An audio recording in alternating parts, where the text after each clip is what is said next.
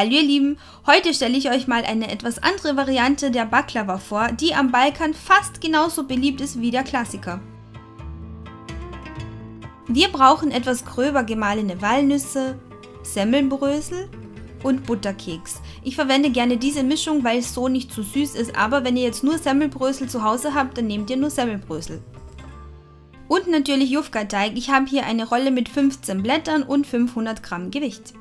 Noch ein wichtiger Tipp am Rande, egal ob ihr die Nüsse selber mahlt oder fertig gemahlene kauft, kontrolliert unbedingt, ob da wirklich keine Schale drin ist. Seht ihr, wenn das passiert, ist das sehr unangenehm. Für den Sirup Zucker, Wasser und 2 Zitronenscheiben. Ihr braucht noch Butterschmalz und wenn ihr keines habt, dann könnt ihr klassische Butter verwenden, müsst diese aber klären. Und wie das funktioniert, erkläre ich euch in meinem Video zur klassischen Baklava. Wenn ihr das nämlich nicht macht, dann habt ihr am Ende so unschöne schwarze Flecken auf euren Rosen. Vermischt Wasser und Zucker in einem Topf und bringt diese zum Kochen.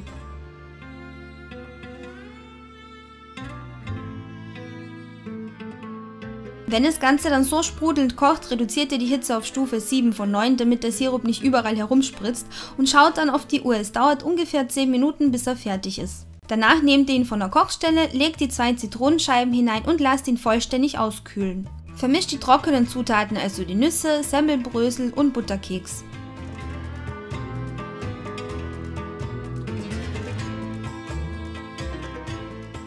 Danach wird das Butterschmalz geschmolzen.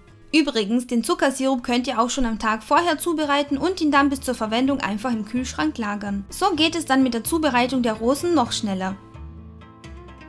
Nehmt die Jufka-Blätter aus der Verpackung und deckt sie unbedingt mit einem sauberen Küchentuch ab, damit sie während der Zubereitung nicht austrocknen.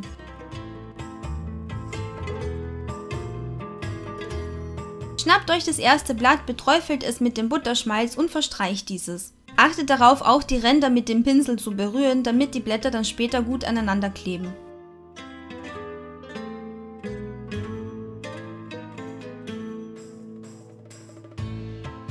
Bestreut das erste Blatt mit ein wenig von der Mischung.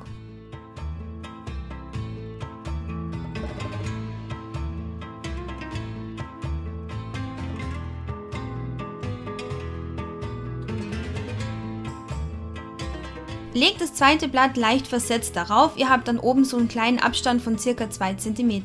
Und jetzt wiederholt ihr das ganze Spiel, das heißt auch das zweite Blatt wird mit dem Butterschmalz bestrichen, mit der Mischung bestreut und dann kommt das dritte Blatt und ihr braucht dann im Grunde insgesamt 5 Blätter, die übereinander und auch versetzt liegen.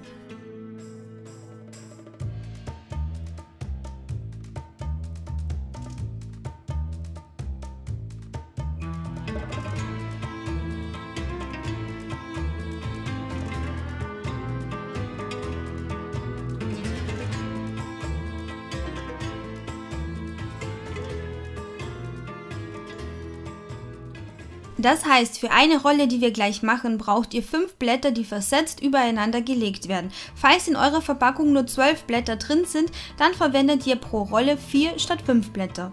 Jetzt rollt ihr alle Blätter zusammen von der Unterseite aus straff auf. Übrigens werden die Blätter deswegen so versetzt gelegt, damit die Rolle dann später beim Schneiden nicht so leicht platzt.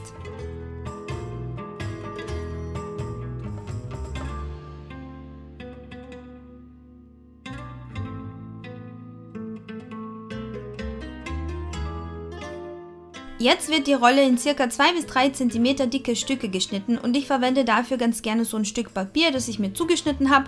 Das ist dann quasi mein Lineal. Die trockenen Randstücke entferne ich und verwende immer ein sehr scharfes Messer, damit die Rolle dann auch keine Risse bekommt beim Schneiden. Den ganzen Vorgang wiederholt ihr mit den verbliebenen Blättern und so habt ihr dann am Ende 3 dicke Rollen, die ihr in Stücke schneidet.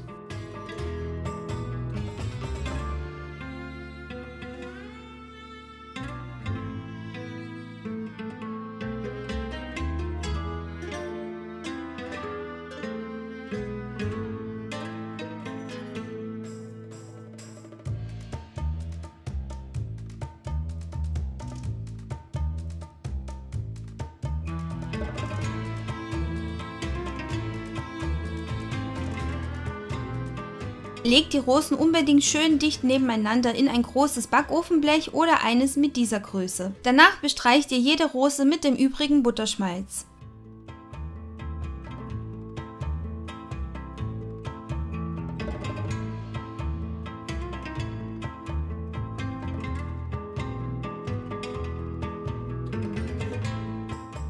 sie im vorgeheizten Backofen bei 170 Grad Ober-Unterhitze zunächst 15 Minuten und dann bei 160 Grad ca. 20 Minuten. Behaltet sie aber unbedingt im Auge, damit sie euch oben nicht zu dunkel werden.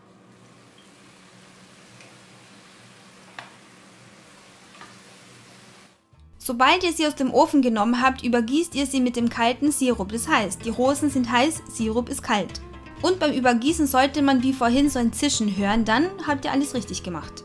Jetzt lasst ihr sie bei Zimmertemperatur vollständig auskühlen und dann noch ein paar Stunden im Kühlschrank. Danach haben sie den Sirup fast vollständig aufgesogen. An der Oberseite sind sie meist leicht knusprig, an der Unterseite sehr saftig. Wenn ihr dieses Knusprige nicht mögt, dann dreht ihr sie während der Kühlzeit einfach einmal um, dann sind sie von beiden Seiten schön weich und saftig. Aber wir bevorzugen diese knusprige Seite. Diese Rosen könnt ihr auch gerne Tage vorher zubereiten und einfrieren und wenn ihr sie dann braucht, kocht ihr einfach eine kleine Menge Sirup und könnt sie dann damit servieren. Wenn euch dieses Video gefallen hat, vergesst nicht, mir einen Daumen hoch zu geben, meinen Kanal zu abonnieren und auch das Glöckchen zu drücken, damit ihr immer Benachrichtigungen zu meinen kommenden Videos bekommt. Vielen Dank fürs Zusehen und bis zum nächsten Video.